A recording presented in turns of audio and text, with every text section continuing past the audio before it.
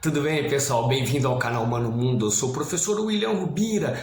Hoje a nossa aula é sensacional, ela é fundamental. Tema garantido em todos os vestibulares do mundo. Vamos falar dela, a mãe de todas as revoluções. Não a primeira, mas a mais influente. A Revolução Francesa. Vamos falar de liberdade, igualdade e fraternidade. Tá a fim de conhecer esse assunto comigo? Então já vou pedir para você já se inscrever no canal. Só no final da aula, se você curtir mesmo, se você gostou da aula, eu vou pedir para você curtir, eu vou pedir para você comentar, fazer os seus apontamentos, as suas críticas, e se você gostar muito, claro que eu vou pedir para você compartilhar esse vídeo. Enquanto vocês assistem a essa aula, a esse tema maravilhoso, aproveitem e ouçam essa música maravilhosa do meu amigo professor Saulo Gomes. Vou deixar as redes sociais dele aqui, Que canal mais chique que é o canal Mano Mundo. Que canal você conhece que tem um músico desse gabarito que faz música só pra gente? Canal Mano Mundo. Todo dia é dia de história. Hoje, Revolução Francesa. Até já, galera. Então vamos lá, pessoal. Como eu havia falado na vinheta, hoje é dia de Revolução Francesa, a mãe de todas as revoluções. Vamos tentar entender o que estava acontecendo na pré-revolução, o que estava acontecendo antes da revolução.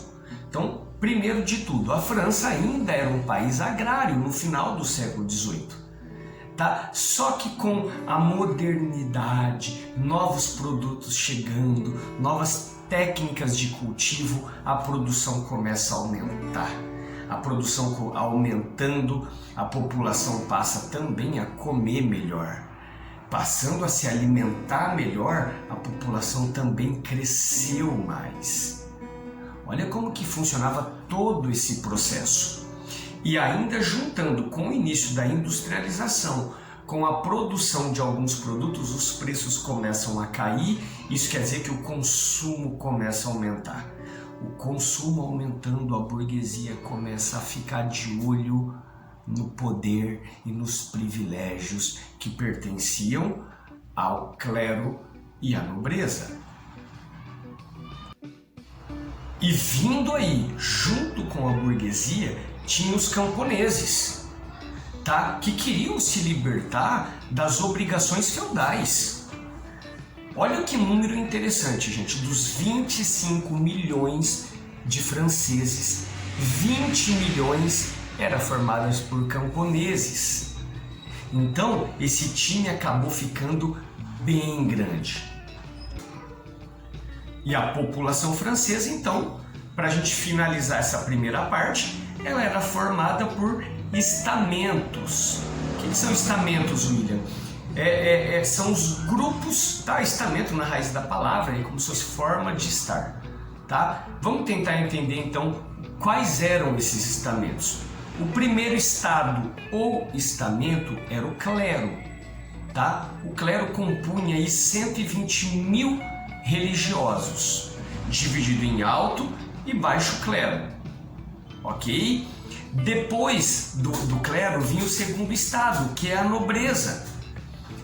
Que ela compunha aí 350 mil membros, contando com o rei, com a rainha, com os palacianos, com todo mundo que vivia naquela sociedade só mamando. Só que eu quero que vocês entendam quem era o terceiro estado. E o principal dado, o principal número para que vocês entendam do que a gente está falando, que o terceiro estado compunha 98% da população. 98% da população. Gente, é interessante saber desses números, ok? Então vamos lá, o terceiro estado ele era composto por quem? Alta burguesia. Quem que era a alta burguesia? Era composta por banqueiros, por financistas, grandes empresários. Ok? Depois você vinha aí a pequena burguesia. Pequena burguesia, quem que eram? Eram os profissionais liberais, médicos, dentistas, professores, advogados, entre outros. Você falou, professor? Falei. Em algum lugar de um passado tão distante, o professor já esteve na frente de alguém. Pena que ficou num passado tão distante. Depois você vinha as classes populares, que eram as classes rurais, o terceiro estado que era uma camada mais heterogênea, tá bom? Então você vinha ali artesãos, aprendizes, os camponeses. Então esse terceiro estado era uma mescla. Mas o importante também aqui, um outro detalhe importante, tá? Além do terceiro estado ser 98% da população, quero que vocês entendam que o terceiro estado não eram só pobres, ok? Você tinha alta burguesia, você tinha baixa burguesia, depois que vinha o povão. Então esse terceiro estado não era pobre. E era justamente esse terceiro estado, 98% da população, quem bancava todos os gastos, todos os luxos, todos os privilégios da nobreza e do clero, que eram desobrigados ao pagamento dos impostos. Então, primeira reivindicação e mais importante desse terceiro estado, eles queriam a abolição dos privilégios do primeiro e segundo estado e queriam a instauração de uma sociedade igualitária. Ok? Então essa era a primeira reivindicação. No plano político, essa revolução ela acabou resultando do quê? Do absolutismo monárquico. Quando o rei dizia, o Estado sou eu, era o rei quem mandava, era ele quem prendia, era ele quem julgava, era ele quem jogava lá na Bastilha, sem direito a nenhum tipo de defesa. Então, também queriam acabar com o absolutismo monárquico. E mais um grande problema que estava acontecendo neste momento é que o Estado francês não tinha como conseguir mais impostos. Os impostos eram cobrados por terceiros e eles sugavam o máximo que eles podiam da população. Então eles estavam matando a população de fome. Gente, neste período, a dívida externa francesa chegava a casa de 5 bilhões de libras, enquanto o meio circulante não chegava à metade deste valor. E é neste contexto que aparecem eles, os filósofos iluministas. Aqueles que vinham para iluminar, clarear as ideias. Formavam-se clubes de leitura, tá? Para ler essas novas ideias iluministas. E a burguesia, tendo consciência do que estava acontecendo, também tenta mostrar, conscientizar a massa da necessidade de uma revolução. E é neste contexto que começa então uma revolta da aristocracia. Por quê? A indústria francesa, gente, ela sofreu uma crise gigantesca em 1786.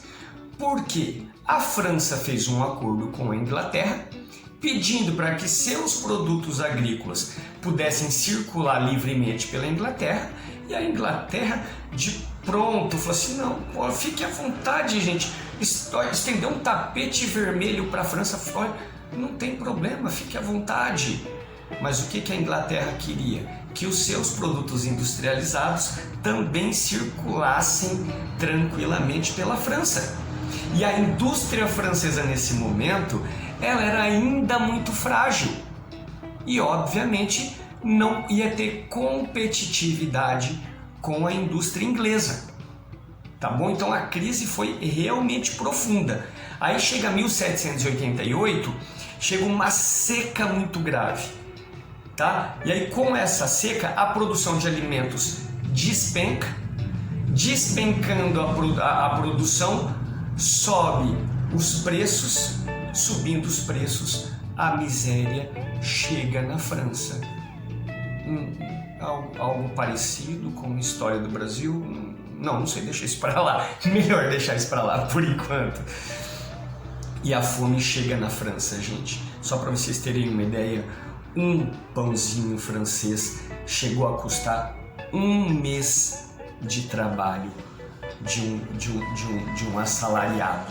Olha a que ponto chega a miséria. E aí a situação do Tesouro francês fica ainda pior quando a França resolve apoiar a independência dos Estados Unidos contra a Inglaterra. O que a França tinha a ver com isso?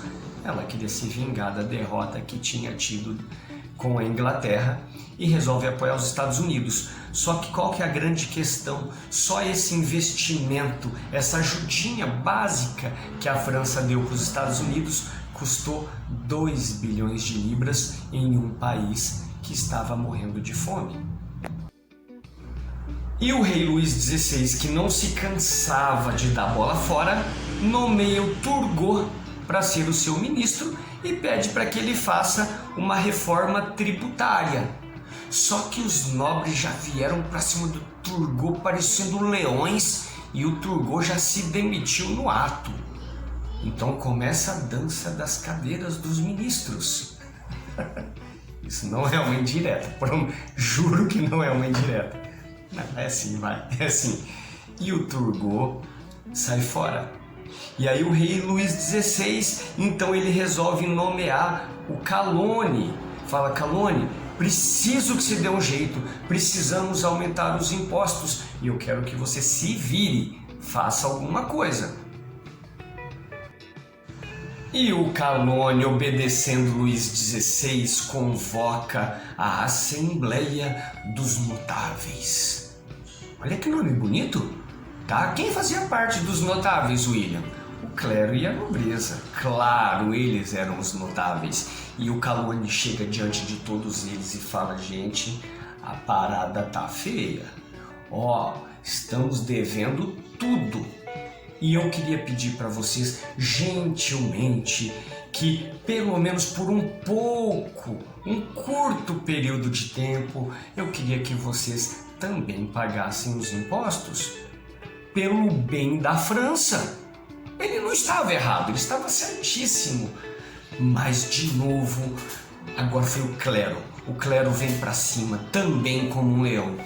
E o clero diz para ele o seguinte, fala, Calonne, meu jovem, você não sabe que nós, o clero, fomos escolhidos por Deus para estarmos nesse posto. Deus determinou alguns para rezarem pela nação. Deus escolheu outros para governarem a nação. E Deus determinou outros, o terceiro estado, que trabalhassem e pagassem os impostos. Quem você pensa que é, Calonne, para mandar nós, a nobreza e o clero, pagar imposto? Foi só esta a pergunta. E o rei Luís XVI chamou Calonne e falou, Calonne, aí você me quebra as pernas, pô. Aí não dá, Calonne, pô. Você foi mandar o clero pagar imposto? Não era o clero que era para pagar imposto, nem a nobreza, você não entendeu, Calonne. E tchau, Calonne. E mais um ministro é mandado embora.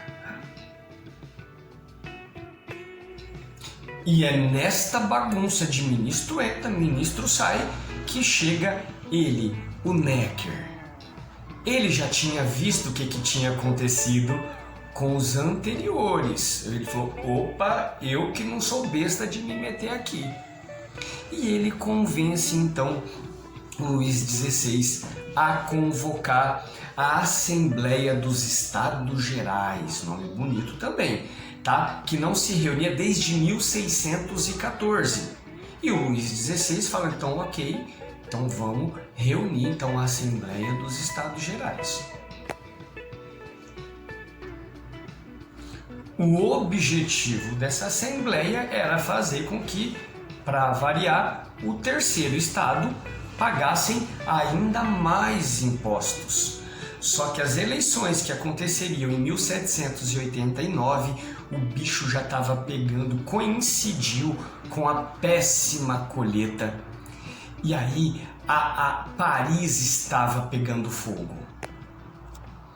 E os panfletos dos políticos, claro que eles estavam atacando o antigo regime. E isso passa então a agitar os sans-culottes, que são os sem calções. Eu vou botar uma fotinha aqui. Olha aqui que interessante, tá?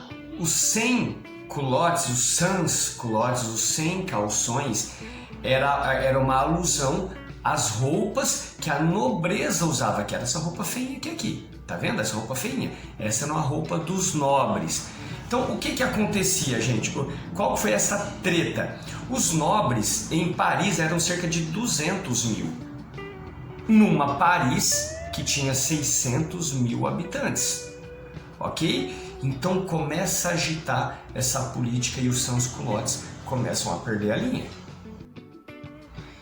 E em maio de 1789, os Estados Gerais se reúnem pela primeira vez no Palácio de Versalhes. E é nesta reunião que o terceiro estado ele é informado que toda a votação seria feita por estado.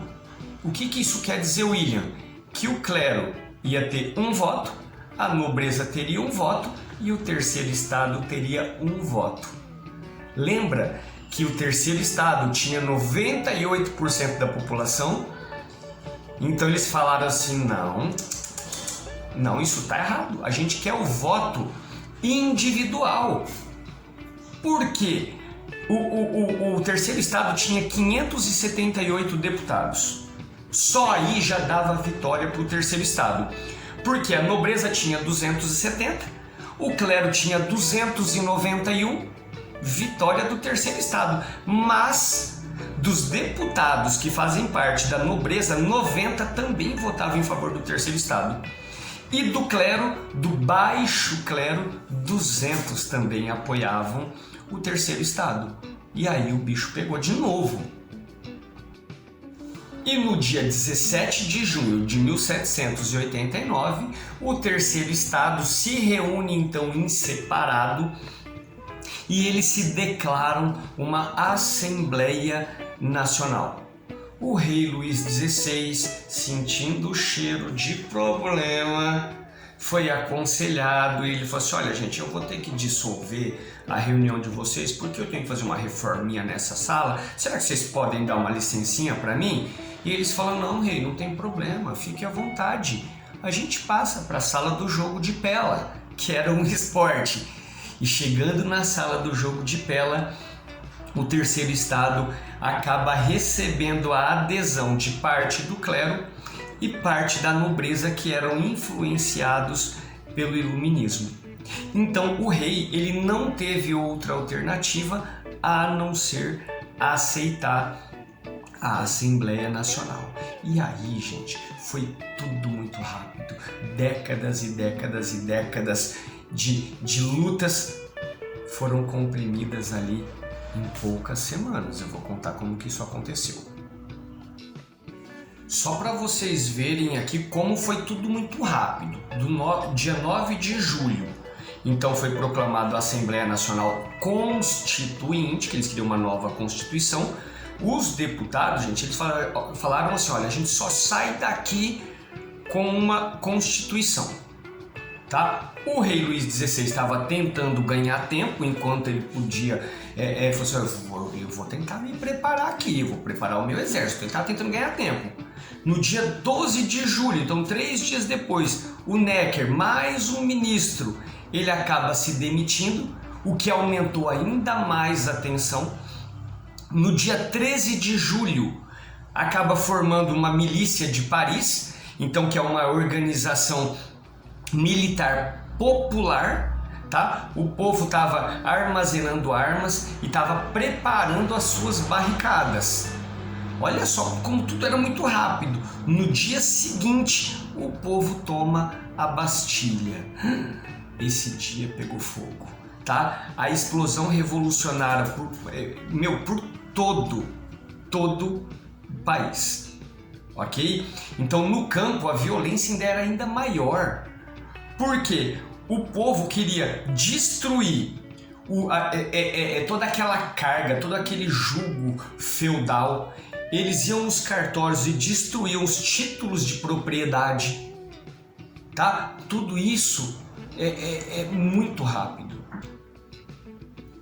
No dia 4 de agosto, a Assembleia Constituinte ela inicia uma reunião, só que para tentar conter toda essa bagunça, segurar, ganhar tempo, os deputados aprovam a abolição dos direitos feudais, tá? As obrigações que os camponeses deviam ao rei e à igreja deveriam ser pagas em dinheiro. E no dia 26 de agosto, um dia lindo, maravilhoso, memorável, que foi aprovada a Declaração dos Direitos do Homem e do Cidadão, que quase todo mundo usa hoje, ok? Obviamente de inspiração iluminista, o documento defende o direito à igualdade, à liberdade, à fraternidade, à inviolabilidade da propriedade, o direito de resistir à opressão. É lindo, né? Foi nesta sessão que os aristocratas, os boizão, tá bom? Resolveram se sentar do lado direito do presidente. Os democratas resolvem sentar do lado esquerdo do presidente. Há quem diga que foi aí que surgiu o conceito de direita e esquerda na política. É um pouco mais antigo, mas isso também não vem ao caso. De qualquer forma, e no centro, chamado de pântano, o centrão. Por que pântano? Porque eles se bandeavam pro lado de quem pagasse mais. Não, eu não tô falando do Brasil, eu juro que eu não tô falando do Brasil. Era da França que eu tava falando, mas se veio o Brasil na cabeça, é porque alguma coisa tem. E o rei Luís XVI, ele resolveu não assinar essa declaração e o povo fica louco e o povo vem pra cima e vai pro Palácio de Versalhes e tinham as peixeiras. Deixa eu ver se eu acho uma imagem delas aqui. Aquelas mulheres que pareciam o Golias, 5 metros de altura, com um monte de faca na mão, porque elas que abriam os peixes e tinha faca de tudo quanto é tipo. Ninguém mexia com essas minas não, velho. Queria ver o marido querer dar uma de machão com elas lá. Não dava certo não. E as peixeiras invadem, todo mundo invade o Palácio de Versalhes. E quando eles entram, todo mundo vai, vamos comer, vamos beber, e come, bebe, porque a fome estava destruindo a França. E come, bebe, come, bebe. Quando passa um tempão, eles caras falam, o que nós vamos fazer aqui mesmo, filho? Eu já esqueci. Aí o rei. E aí eles vão procurar o rei. E aí eles chegam no quarto da Maria Antonieta, a Madame Deficit, aquela austríaca que gastava, que nunca repetiu um vestido na vida, aquela que atribuem a ela aquela frase, eu não acredito que ela tenha falado isso, mas o sentido eu acredito, em que quando falam pro rei assim, mas rei, o povo tá passando fome, ela olha e fala, se não tem pão que comam brioches, que é um bolo muito mais caro do que o pão, né? Eu não acredito que ela falou isso, mas o sentido eu acredito sim. E invadem o quarto dela e ela tinha fugido pro quarto do Luís XVI com seu filho e as peixeiras, quando eles acham o rei, eles não matam o rei. Eles falam, vem aqui com a gente, vem com a gente só um pouquinho, acompanha a gente. Nem olha pros lados. E aí quando eles começam a andar assim, eles só viam os corpos todos decapitados. E aí eles começam a tremer na base. E o rei então é obrigado a morar em Paris. Ele era quase que um escravo. Ele era o rei, mas só servia para assinar a papelada. E em 1790 foi aprovada a Constituição Civil do Clero, aonde ficou decretado que todos os bens eclesiásticos seriam confiscados, viriam para o Estado. E os padres seriam funcionários públicos. Alguns padres, desobedecendo o Papa, vieram correndo e juraram lealdade à Revolução. Outros não, outros preferiram fugir. Em 1791, a Constituição fica pronta. Como que ela ficou no final? O poder executivo continuava sendo do rei, aquele que era meio escravo. O legislativo, ele pertencia à Assembleia, tá? O trono continuaria sendo hereditário e os deputados teriam mandatos de 2 em 2 anos. E em julho de 1791, apoiado por gente de fora, por outros monarcas, Luís XVI olha para Maria Antonieta e fala: Maria, vamos dar no pé? Vamos embora daqui? Vamos para a Áustria, talvez os seus pais possam nos ajudar. E no meio da noite, eles pegam uma carruagem, colocam disfarces e fogem. Mas foram pegos. Foram pegos e levados de volta para o palácio e aí mantido a partir desse momento sobre vigilância, porque passaram a ser vistos como os traidores da Revolução. E é neste momento da história da Revolução que surge um racha, uma divisão dentro do terceiro estado.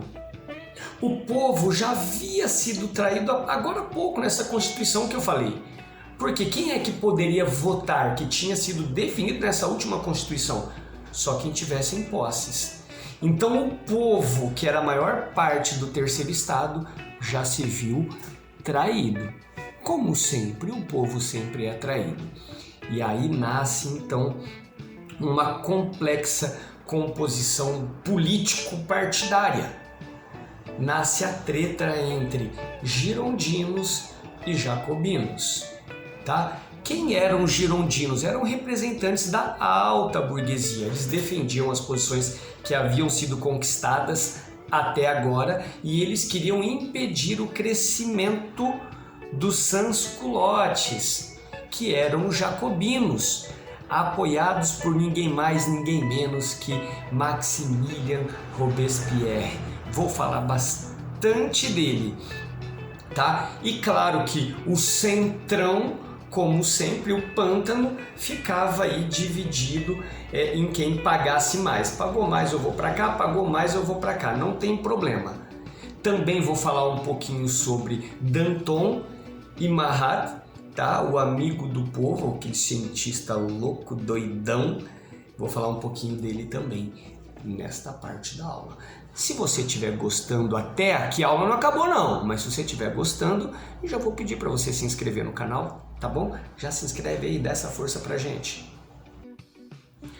Gente, o Jean-Paul Marat assim, ele é muito controverso, porque ele tinha uma violência nos seus discursos. Então, por exemplo, ele criava listas no seu jornal. Ele era um cientista, ele tinha um problema de pele, vivia dentro de uma banheira com um monte de produto, era uma pessoa muito sofrida. Mas ele colocava nos seus jornais listas de pessoas que ele falava que eram traidores, e essa violência no seu discurso fazia com que essas pessoas eram mortas aos montes. Então ele denunciou, já era, as pessoas morriam. Danton e Marat eram realmente muito violentos nas suas palavras, tá? Só que há quem defenda o Marat como um cara apaixonado, um cara que lutou pela Revolução, então um cara de suma importância na Revolução Francesa. Há controvérsias, tá bom? Pretendo fazer um vídeo só de curiosidades e dados sobre a Revolução Francesa. Nesse vídeo eu pretendo falar um pouco mais sobre ele, ok? Mas de qualquer forma, vamos voltar para a Revolução. Então, os jacobinos apoiados por Danton e Marat, gente, eles atacaram todos os aristocratas dentro das prisões. Isso foi conhecido como um massacre de setembro, tá bom? Eles matavam todo mundo que era considerado um traidor da Revolução.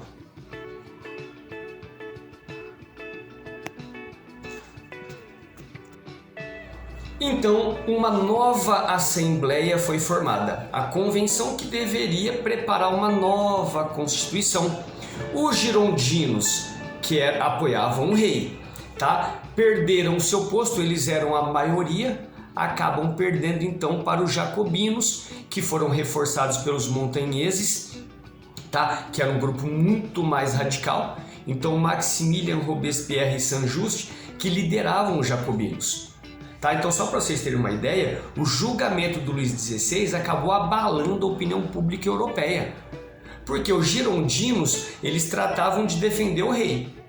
Saint-Just e Maximilien Robespierre eles pediam a condenação, tá? E o rei acabou sendo, no dia 21 de janeiro de 1793, ele acabou sendo guilhotinado.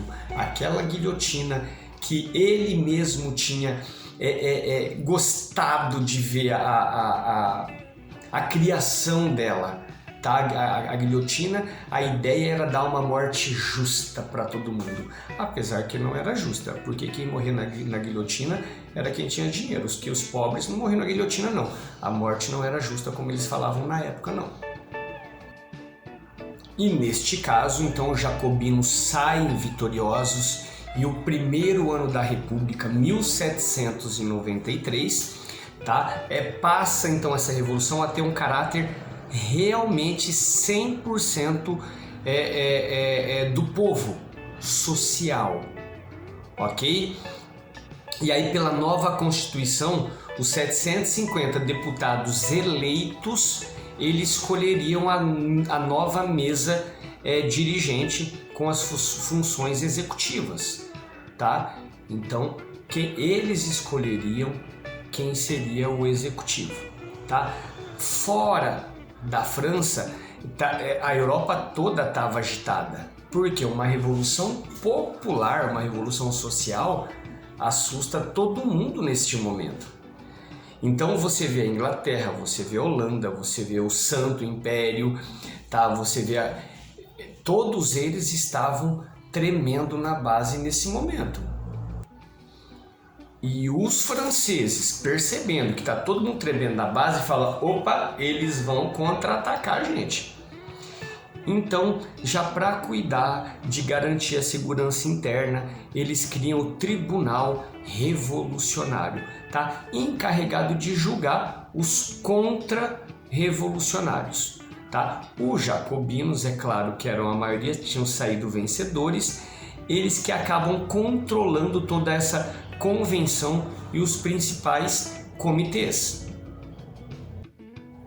E os jacobinos, apoiados por Maximilien Robespierre, Danton, Marat, eles começam a eliminar todos os adversários políticos. Então, os girondinos, que eram considerados apoiadores do rei, aos montes eles iam parar nas guilhotinas. Aos montes, gente, aos montes. Até que a jovem Charlotte Corday, eu não sei se assim pronuncia o nome dela, um dia ela procura o Marat e ela fala para ele que ela ia entregar uma lista com vários traidores da Revolução. E o Marat vem de braços abertos para receber mais uma lista de gente que seria morta. E a jovem Charlotte dá uma facada nele e mata o Marat. E claro que ela mesma também morreu na guilhotina. Este momento, entre junho de 1793 até julho de 1794, ficou conhecido então como o período do terror. Tudo isso guiado, dirigido por Robespierre, tá? As perseguições só foram aumentando. Até alguns indulgentes aí de Danton, que estava do mesmo lado, começaram a ficar ressabiados. Ele falou: opa, tá morrendo tanta gente, filho, uma hora isso aí vai sobrar pra gente também. Então eles estavam temendo por isso já. E aí eles começaram a protestar e pedir o fim das perseguições. E aí Danton e Marat, que eram amigos, Danton falou ao Marat: meu, acho que já tá bom já, filho, acho que já matou todo mundo. O Marat olhou para ele e falou: o quê? Você também é um traidor? E pá, e mata Danton também. Tava neste nível a matança da população francesa. Todos os inimigos foram mortos. do lado oposto, né? Danton estava pedindo aí, ó, não tá bom, já chega de morte. Do lado oposto estavam os seguidores de Herbert, que aí eles eram mais extremistas e queriam cada vez mais mortes. E Robespierre, em tudo isso, ele estava tentando se manter mais do lado da extrema esquerda, que eram a maioria. Então ele começa a ceder a pressões populares, ele fazia concessões, os preços foram tabelados, quem explorava foi preso, tá? Perseguido. Os impostos para os mais ricos foram aumentados, enquanto os impostos dos mais pobres foram diminuídos, tá? Foi obrigatório o estudo. Olha quanta coisa interessante, tá? Os bens dos nobres e dos ricos, aqueles que foram embora, eles foram vendidos para cobrir as despesas do país.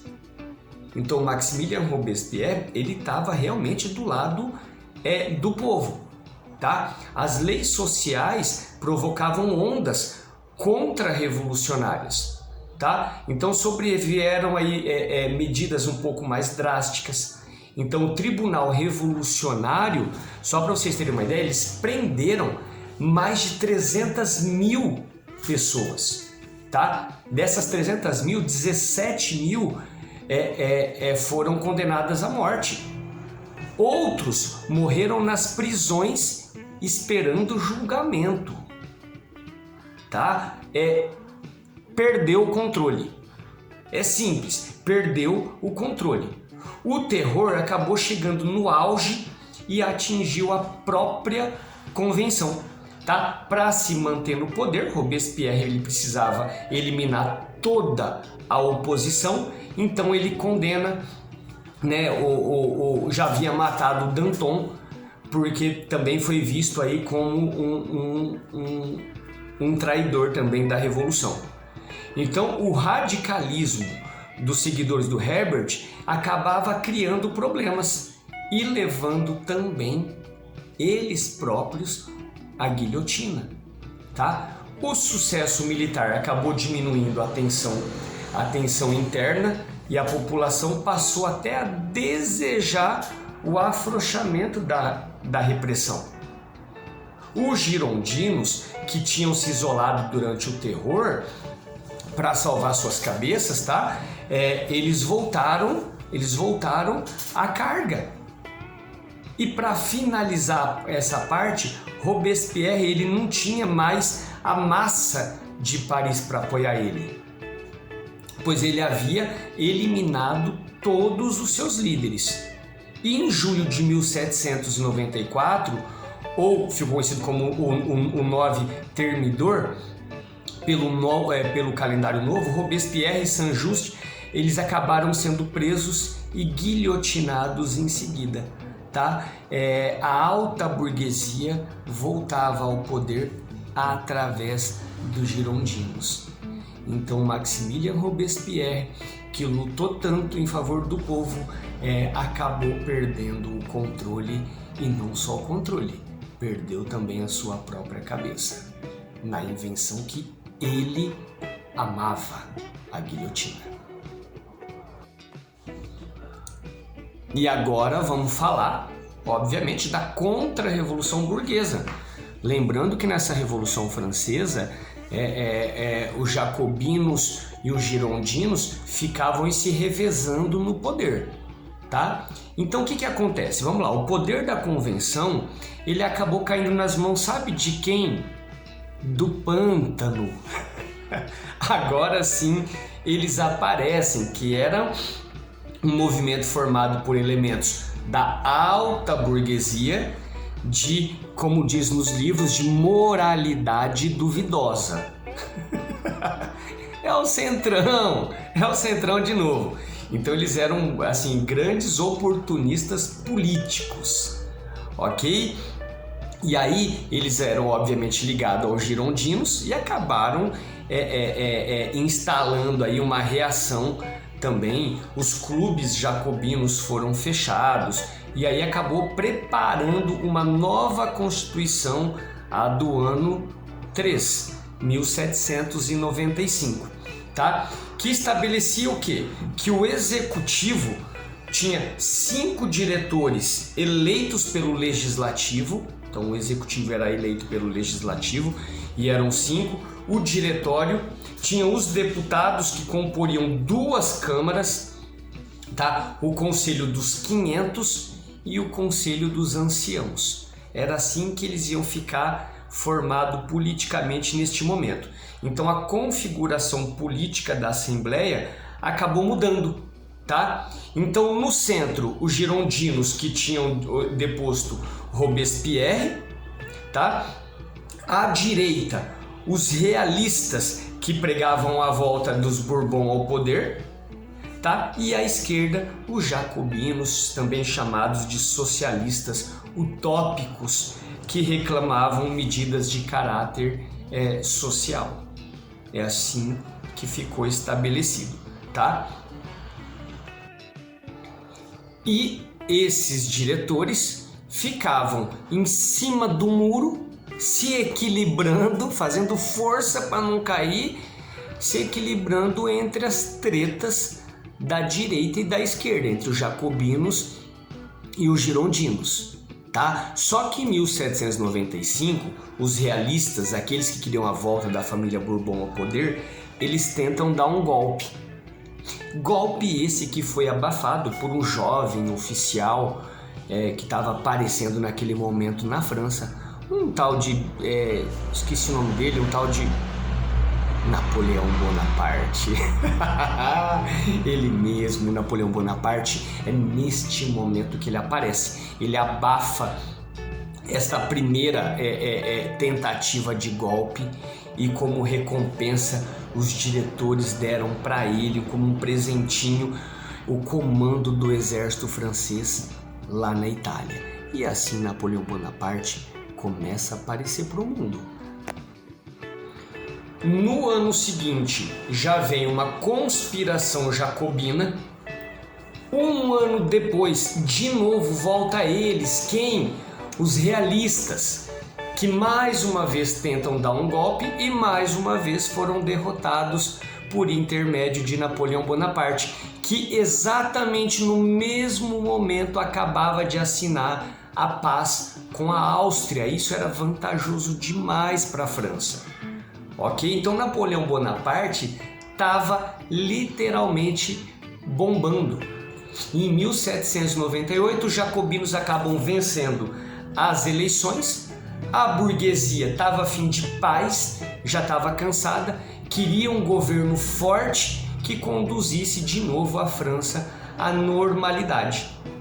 Tá? Alguns dos diretores, eles acabaram preparando um golpe, tá? E que levaria o Napoleão Bonaparte ao poder, tá? Em 9 de novembro de 1799. Ficou conhecido como 18 Brumário, tá? Napoleão, ele evitaria as tentativas jacobinas de tomar o poder e acabou se consolidando no poder com o apoio da burguesia.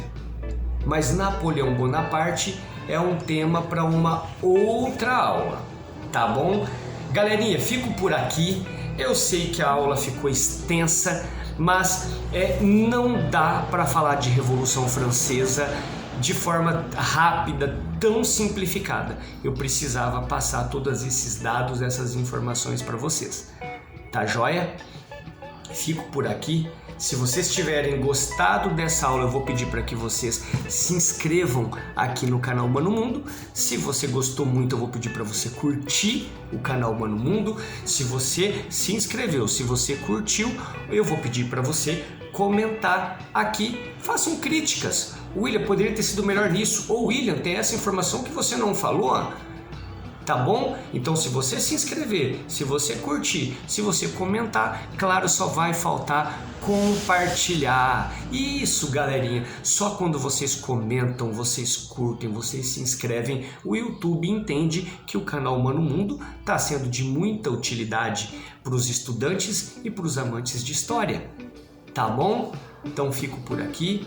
Galera, não se esqueçam, canal Humano Mundo, todo dia é dia de história e hoje é dia de Revolução Francesa, assunto garantido em todos os vestibulares. Um abraço, galera. Até mais. Tchau, tchau.